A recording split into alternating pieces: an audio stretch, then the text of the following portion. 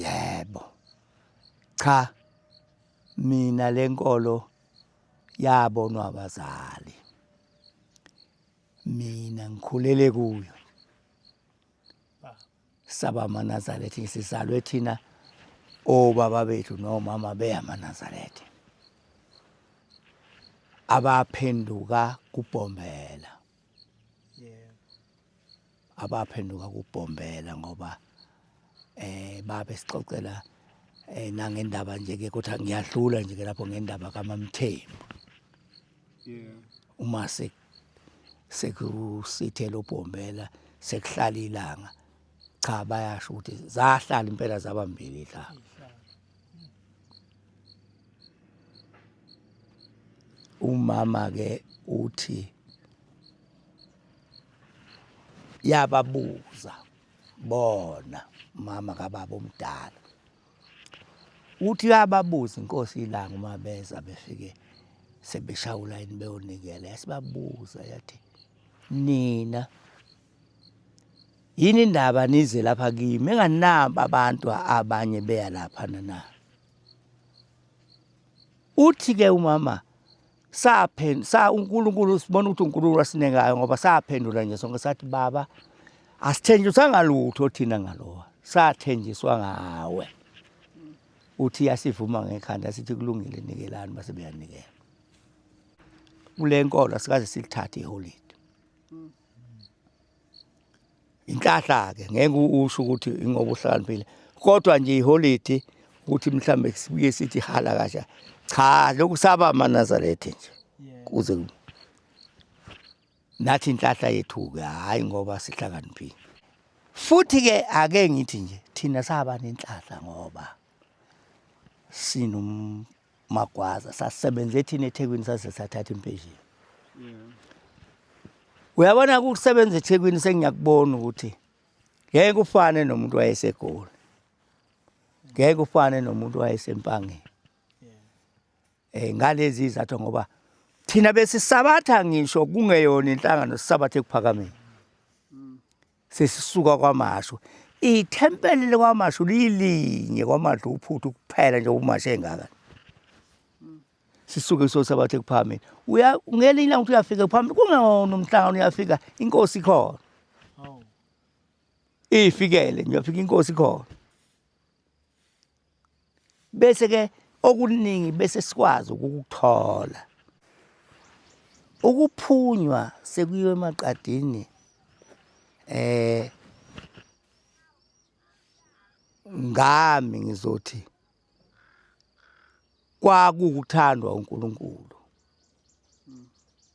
hayi ngoba kwakuhlaka umuntu ukhona wathi wayengathi uhlakaniphile ngoba kwaphunywa kukubi sesihlukene phakathi sesiphikisana ngemithetho kaShema kwaze kwafa abantu insizwe ezine zashona sesiphikisana nje ngale mithetho sesibanga yona le mithetho lapha inyanga yezulu yafika emzini wasekuphameni yafika kunuka igazi kade kufa abantu kodwa yafika yangena ngo-20 to 1 ebusuku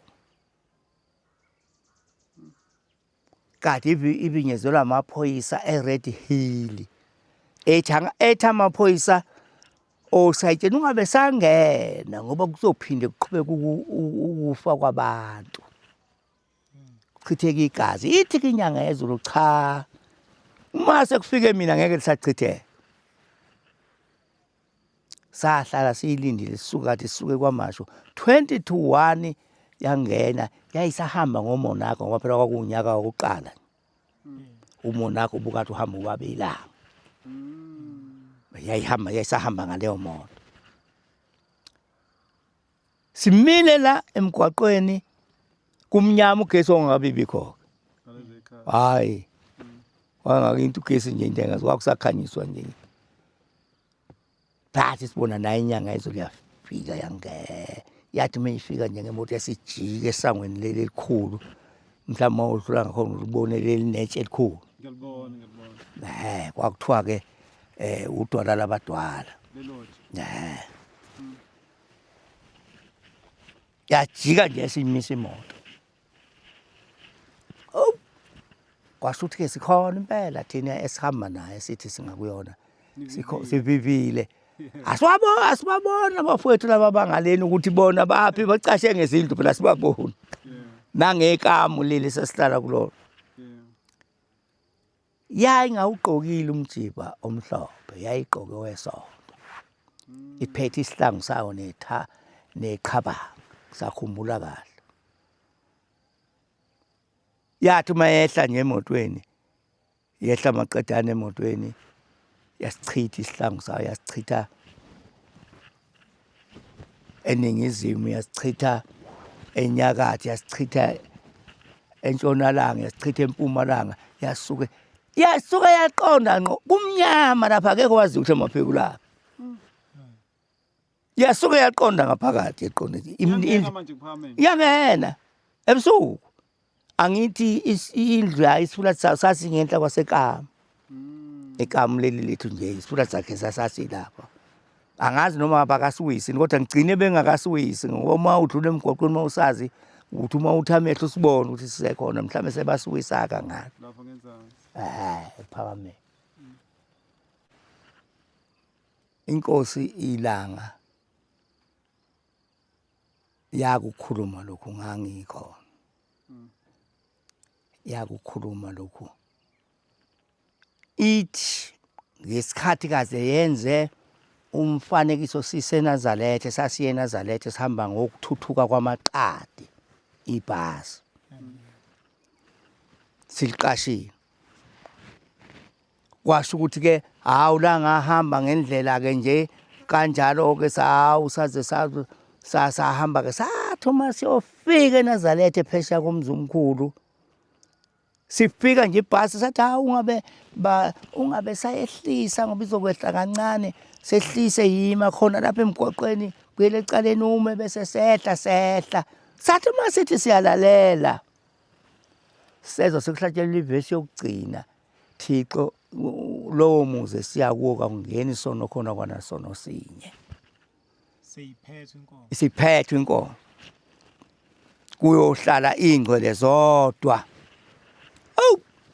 saqoka sesiphuthuma saqoka hayibo nanti lokhu igama lingasalinge lokhu lishilo saqoka sehla sageleza sijahe ethempeleni ubaba futhi inkosi ilanga sihlezi phansi kanti kufanele ngabe useyimile uhleli phansi sangena sathi masiphelela nje sonke wayesukuma wayeniniza lo waqeda ke wasebusisa inkomo asazi lutho ke thina sesizwa ke manje iphumile nje inkonzo sesixoxa nane insizwa ke bese zikhona ke sibethi hey nina inhlanhla insizwa zaseThekwini hawu ngani na hayi nibona inkonzo ingabharwa njena inkosi ithena kulohlabela yathi hey hlabelela ngifuna bese bengene bonke laba bafana la sothandaza sebela phakathi lokhu liphindile selokhu eliphindile leli lokugcina wahlabelela kwaphinda sangena ke wathandaza awu nathi sisibonga lokho ukuthi awube singazi kodwa ke phela okufanele ukwazi kule nkonzo bakhona abantu singeke kodwa sibabize ngamagama kodwa bakhona abantu abafanele ukulungisa izinto zesonto abayisanda nje sikaShembe ongekho lutho ukuthi inkente kuleli bandla ngaphandle kwabo ake ngilinganise nje ngibeka umzekelo uyabona uma ungase sihlangane sonke amampondwe uZulu isilungu ngento enhle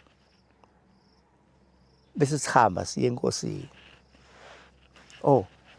ukuthi awungabuyeli impela bese sithi baba kukanje nakhe besicabanga noma okuhle sifuna ukukwenza inyizwi likaShembe noma imuphi umbuzo nje wokuqala uma bengekho lamadoda engikhuluma ngawo liyothi nje bathena befundisi Hawu lapho baba senimile.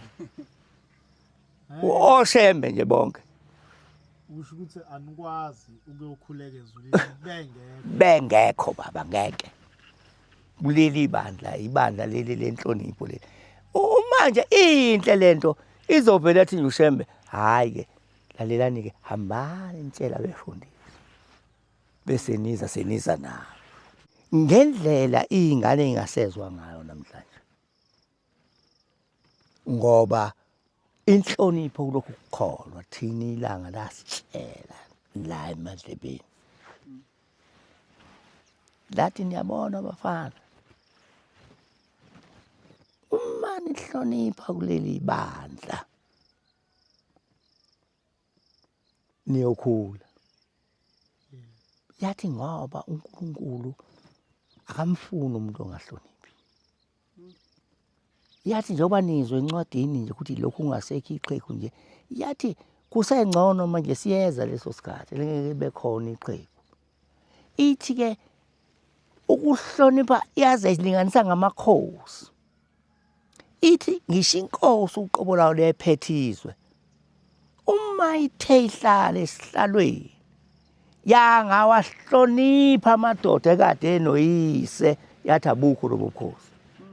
Amazwe elanga la yayisitshela thina. Yathi inhlonipha izindlela eziningi lapha kulokhu kukholwa esikukhona thina. Yathi yayivela ikhona inhlonipho kobaba mkhulu kodwa uShembe uzoyivuselela uthi ayingapheli inhlonipho. One nje uyabona thina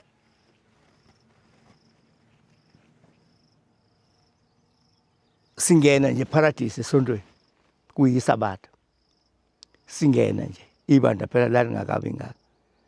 Besazi ukuthi la kangifanele ukuhlala le ndawo ifanele obaba.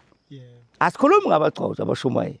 Sasikhuluma ngobaba. Uthina nje siyinhlalisuthi nje sonke. Sithi uma singena nje ethempelini sithi bese uyozwa noma uyethi hayi sekulungile kasihlale la hayi. Asiyeke la eyobaba. Bengahlala obaba ngemva kwethu. Bebehlala nje ngaphambili amadoda leli bandla eyinhlalisuthi engagcotshiwe kodwa behlala bese ithine besiyazi indawo yabo nabo futhi behlala ngaphambi kwethu. Ngisho ngakuthiwa ufika late la mhlawumbe ufika late njengoba kwakusasenyenzwa kanjani ufika late cha inhlalisuthi sothi hayi baba dlula na indlela uzofika itholi na ngoba ibengagcwali le yabo ngoba thina besihlonipha. Sihlonipha indawo nje ukuthi leyo baba isifanele thina. Namhlanje ingane ihlala phambi koyise. Yathi inkosi ilanga ngisho ngakuthiwa uphethe inkonzo. Mhlambe kufika inkulumo efana neyayenziwa umshumayeli noma wayibona yenzeka kumkhokheli noma yayenziwa umfundisi. Yathi akufanele. Yathi uyabona umoke wathi nje ngabo kwake kwenzeka into ethize umkhokheli yathi uNkulunkulu sekubhala icala. Usukhulume kabi kufanele wena uthi inkosikazi. Wena kuphela wazi ukuthi umkhokheli. Uma kuumuntu ogcotshwe kuumshumayeli noma kuumfundisi kufanele uthi indoda. Uma kukhona into edala ukuthi ufanekise lento. Khuluma ngendoda hayi uthi umfundisi. Uthi uNkulunkulu sekubeka icala. Ngoba awukwazi ukukhuluma ngalaba bantu phakathi kwaleli bandla ngoba yibo abaphethe leli bandla. uNkulunkulu kusekuloba icala wena. Engisho ukuthi ke yizo zonke izinto ke lezo namhlanje umuntu uyasho nje athi umfundisi kwaba nje kwaba indaba zaluntu.